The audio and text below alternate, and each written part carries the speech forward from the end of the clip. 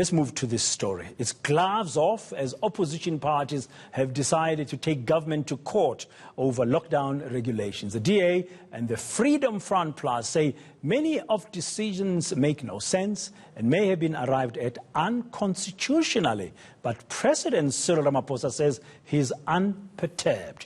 ENCA's political editor, VUYO has more. My fellow South Africans. The speech that broke the camel's back.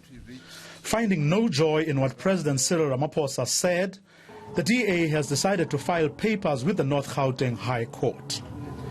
The party says limiting e-commerce makes no sense from a government that insists it's unlocking the economy. But shortly after the papers were filed, government lifted the restrictions on online shopping, except for alcohol and cigarettes. The DA is also calling the night curfew enforced by army soldiers draconian.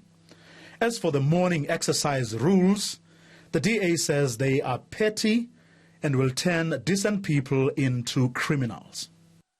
There are no rational justifications for a military-enforced curfew, a restriction on e-commerce business, and a limited 3-hour window for exercise. But the DA isn't ending there. On Friday, it intends filing a separate application challenging the entire National Disaster Management Act, in terms of which lockdown decisions are being made.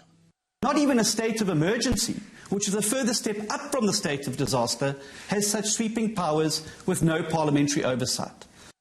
On this one, the Freedom Front Plus is joining in, albeit in its own separate application.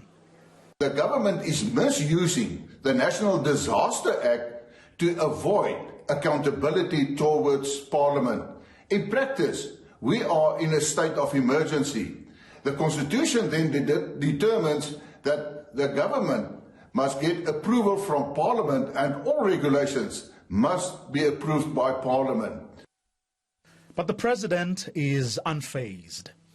It is a right that every South African has, and even I as President could never stand in the way of anybody who wants to challenge, indeed, not only what we've put in place, but also any decision that we take. So it's a free country and anyone can challenge what we do. MVOKO, Johannesburg.